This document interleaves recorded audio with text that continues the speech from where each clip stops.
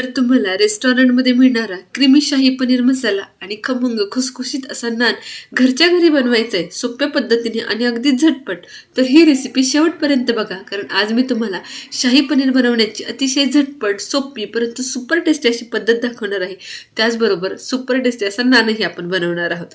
शाही पनीर बनवण्यासाठी टोमॅटोची प्युरी, पनीर, तळलेला कांदा, आलं, लसूण, मगजबी, काजू आणि त्याचबरोबर दही घेतले. हे अगदी कमीत कमी साहित्यांमध्ये ही रेसिपी तयार होते आणि वेळही अगदी कमी लागतो. घरी पाहुणे आलेले असतील किंवा अगदी इमर्जन्सीमध्ये भाजी बनवायची असेल तर ही रेसिपी अगदी परफेक्ट अशी आहे. कमी वेळेत 100% रिझल्ट देणारी. चला, तर सगळ्यात आधी मिक्सरच्या भांड्यामध्ये तळलेला कांदा, आलं, लसूण आणि मगजबी आणि काजू एक अर्धा तास भिजवून ठेवले होते ते घालायचे. कांदा इथे मी 2 कांदे छानपैकी पातळ चिरून तळून घेतले होते.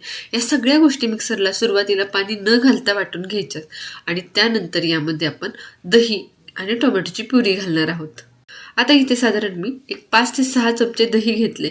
सगळ्यात महत्त्वाचा मेन इन्ग्रेडियंट आहे यामधला तळलेला कांदा, दही आणि त्याचबरोबर टोमॅटो प्युरी.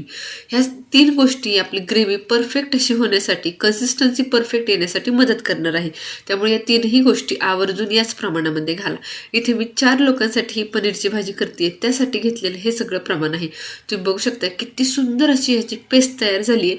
पाणी अजिबातही घालायची गरज नाही. टोमॅटोच्या प्युरीमध्ये आणि दह्याच्या ओलाव्यामध्ये पेस्ट परफेक्ट अशी होते. जरी टोमॅटोची प्युरी मी अगोदरच करून घेतली असली तरी सगळ्या गोष्टींबरोबर टोमॅटो छान एकजीव होण्यासाठी मी त्याला मिक्सरमध्ये या सगळ्या साहित्यांबरोबर वाटून घेतलं. आता कढईमध्ये शाही पनीर आहे त्यामुळे तूप आवर्जून घाला. 2 चमचे तूप, 2 चमचे तेल घालून त्यावरती लवंग, मिरी आणि छोटी वेलची घालून घ्या. सगळ्या गोष्टी छान फुलल्या की यावरती हे वाटण घालायचं आणि वाटण अगदी तेल सुटेपर्यंत परतवून घ्यायचं. आता कांदा तळलेला आहे त्यामुळे वाटणाला छान असा डीप डार्क असा ब्राऊन रंग येतो. हा रंग खूप महत्त्वाचा आहे, कारण यामुळे आपल्या भाजीला कलरही छान येणार आहे आणि तळलेला कांद्याचा इतका सुंदर फ्लेवर येतो या शाही पनीरला, काही विचारायलाच नको. चला, छानपैकी तेल सुटेपर्यंत हा मसाला परतवून घ्यायचा. मसाला परतवत असताना कढईमधून खूप जास्त शिंतोडे बाहेर उडू नयेत म्हणून आवर्जून झाकण ठेवा, म्हणजे गॅसही खराब होत नाही आणि किचन ओटाही खराब होत नाही. झाकण ठेवून एक 2 मिनटं वाफ द्या. 2 मिनटामध्ये मसाला छान परतला जातो. कढईला लागलेला सगळा मसाला काढून घ्यायचा. आता यामध्ये मी वाटाणे घालून घेतलेत. ओला वाटाणा आहे बाजारामध्ये, मार्केटमध्ये स्वस्त भेटतोय आणि भरपूर प्रमाणामध्ये उपलब्ध आहे, तो आवर्जून वापरा. इथे मी अर्धी वाटी वाटाणा घालून घेतला आहे. त्याचबरोबर लाल तिखट, काळा तिखट, गरम मसाला आणि धना पावडर घालून घेतले. गरम मसाल्याऐवजी शाही पनीर मसाला घातला तरीही चालेल. आता हे सगळे ड्राय मसाले या वाटणामध्ये छान परतवून घ्यायचे. तुम्ही बघू शकता तेल किती छान सुटायला सुरुवात झाली. आता यामध्ये घालायचं 1 कप दूध. अगदी फुल फॅट दूध घाला. शाही पनीर मसाला आहे त्यामुळे तो भरपूर असा रिच असणार आहे. त्यामुळे काजू, मगजबी, दही आणि त्याचबरोबर दूध या सगळ्या गोष्टींचा अगदी भरपूर उपयोग करा. दूध घातल्यानंतर लगेच गरम पाणी घालायचं आणि छानपैकी मिक्स करून घ्यायचं. आता सगळ्यात महत्त्वाची टिप म्हणजे यामध्ये लवकर मीठ घालायचं नाही. मीठ जर लवकर घातलं तर आपलं दूध फाटण्याची शक्यता आहे. त्यानंतर घालून घ्यायचे पनीर, कसुरी मेथी, सगळ्या गोष्टी छान मिक्स होऊ द्यायच्या, उकळी येऊ द्यायची आणि त्यानंतरच मीठ घालायचे. भाजीला छान उकळी आली की दूध यामध्ये छान एकजीव झालेलं असतं, शिजलेलं असतं आणि त्यानंतर तुम्ही मीठ घातलं तरीही आपली भाजी फाटत नाही, दूध आपलं फाटत नाही. मिठाबरोबरच मी अगदी पाव चमचा साखर घातली. साखरेमुळे चव छान बॅलन्स होते. आता शाही पनीर आहे म्हटल्यावरती क्रीम तर असायलाच हवी. छान अगदी अर्धी वाटी क्रीम, अगदी दुधावरची साय मी छानपैकी फेटून घेतली आणि ही क्रीमही यामध्ये घालून मिक्स करून घ्यायची आणि 5 ते 7 मिनटं भाजी छानपैकी उकळवून घ्यायची. तुम्ही बघू शकताय कन्सिस्टन्सी अगदी परफेक्ट अशी ढाबा स्टाईल हा शाही पनीर मसाला आपला तयार होतो. मध्ये मी 1 पनीर आवर्जून हाताने कुस्करून घातलं होतं, कारण त्यामुळे ना खाताना पनीरचं स्ट्रक्चर खूप छान लागतं आणि ग्रेव्हीला सुद्धा अजून छान रिचनेस येतो. चला, ग्रेव्ही आपली, भाजी आपली तयार झाली. आता घेऊयात नान बनवायला. बनवण्यासाठी एका बाउलमध्ये 2 कप मैदा, अर्धा ते पाव चमचा मीठ, चिमूटभर आपला खायचा सोडा आणि त्याचबरोबर 2 ते 3 चमचे दही घालून घ्या. या सगळ्या गोष्टी छानपैकी मिक्स करून घ्यायच्या आणि थोडं थोडं पाणी घालत याचा अगदी मीडियम घट्ट असा डो लावायचा. पाणी इथे कोमट वापरा, अगदी थंडही नाही आणि अगदी कडकडीत गरमही नाही. आपल्या हाताला सोसवेल इतपत गरम पाणी घालून पीठ छानपैकी मळून घ्यायचं. आता पीठ इथे खूप जास्त पातळ करायचं नाही. हे पीठ आपण नानसाठी लावतोय, नानचं पीठ थोडंसं घट्टसरच असावं. आता वरून तेल लावून पीठ छानपैकी हाताने मळून घ्यायचं.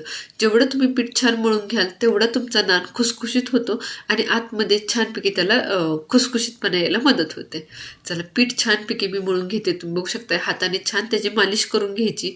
छान मालिश झाली की पिठाला एक 10 मिनिटाचा रेस्ट द्यायचा. 10 मिनिटाचा रेस्ट आवर्जून द्या. 10 मिनिटाचा रेस्ट दिल्यामुळे पीठ छानपैकी भिजलं जातं. चला, रेस्ट आपला झालाय. आता घेऊयात नान बनवायला. छोटे छोटे गोळे तयार करून घ्यायचे आणि ह्याचे उभट आकारामध्ये नान बनवून घ्यायचे.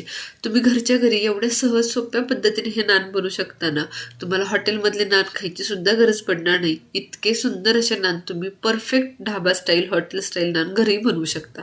नान लाटताना असा उभट आकारामध्ये लाटून घ्यायचा, जेणेकरून त्याचा लुकही अगदी हॉटेलसारखा येईल.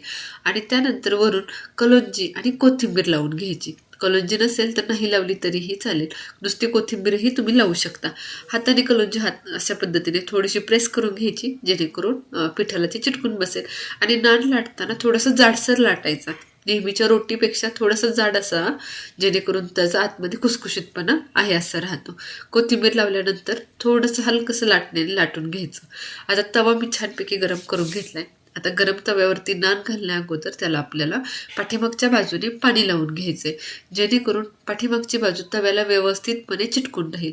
आता तवा खूप जास्त कडकडीत गरम करायचा नाही, मीडियम तव्यावरतीच आपल्याला हा नान घालून घ्यायचा आहे, जेणेकरून खूप जास्त तवा जर गरम असेल तर नान व्यवस्थित चिटकून बसणार नाही. मीडियम गरम तव्यावरती घातला की नान व्यवस्थितपणे चिटकून बसतो. तव्यावरती नान घातल्यानंतर हाताने हलकंसं प्रेस करून घ्यायचं, जेणेकरून तो चिटकून बसेल. आणि लगेच पलटी करून खालच्या बाजूने छानपैकी नान शेकून घ्यायचा. जर तुम्ही चिकटलेली बाजू जास्त वेळ गॅसवर ठेवली, तवा जर लगेच पलटी केला नाही तर खालची बाजू भाजली जाईल आणि नान लगेच चिकटलेला निघून जाईल. त्यामुळे अगोदर ही बाजू, जी फ्रंटची बाजू आहे, ती व्यवस्थितपणे अशा पद्धतीने भाजून घ्यायची. तवा पलटी केल्यानंतर तो अगदी गोल फिरवत राहा, म्हणजे सगळ्या बाजूने व्यवस्थित असा नान शेकला जातो. आणि त्यानंतर खालची बाजू भाजून घ्या. अगदी परफेक्ट असा नान आपला तयार होतो. तव्यावरून तो अशा पद्धतीने भाजल्यावरती अजिबातही सुटत नाही. बऱ्याच वेळेला असं होतं की बऱ्याच जणांचा नान तव्याला चिटकूनच राहत नाही, तो लगेच गॅसवर पडतो. त्याचं कारणच हे आहे की तुम्ही नान टाकल्यानंतर खूप वेळ तव्यावरती ठेवता आणि त्यानंतर पलटी करता. तो चिटकवल्याबरोबर लगेच पलटी करून खालची बाजू भाजून घ्यायची आहे. चला, अशा पद्धतीने आपले सुंदर असे दोन्ही नान तयार झाले. छानपैकी भाजल्यानंतर वरच्या बाजूने तुम्ही तुमच्या आवडीप्रमाणे बटर, तेल, तूप काही लावू शकता. चला, आता छानपैकी सर्विंग करून घेऊयात. सुंदर असे हे आपलं शाही पनीर आणि त्याबरोबर तंदुरी नान. अतिशय अफलातून असं कॉम्बिनेशन आहे. हॉटेलची सुद्धा गरज नाही तुम्हाला या रेसिपीनंतर. ही रेसिपी तुम्ही पाहुणे आल्यावरती अगदी झटपट अशी बनवू शकता. खूप जास्त साहित्यांची सुद्धा नाही, अगदी घरगुती साहित्यांमध्ये ही रेसिपी भन्नाट अशी टेस्टी तयार होते. चला, कशी वाटली आजची रेसिपी मला कमेंट सेक्शनमध्ये नक्की सांगा. ही रेसिपी आवडली असेल तर लगेच व्हिडिओला लाईक करा, बनवायची असेल तर सेव्ह करा, कोणाकडून बनवून घ्यायची असेल तर शेअर करा. आणि अशा सुपर टेस्टी रेसिपींसाठी शुभज्योत रेसिपी चॅनलला सबस्क्राईब करायला विसरू नका. खाली दिलेल्या बेल आयकॉनलाही क्लिक करा, म्हणजे येणाऱ्या प्रत्येक रेसिपीचं तुम्हाला नोटिफिकेशन भेटेल. भेटूया पुन्हा एकदा अशाच नवीन रेसिपीसोबत. धन्यवाद.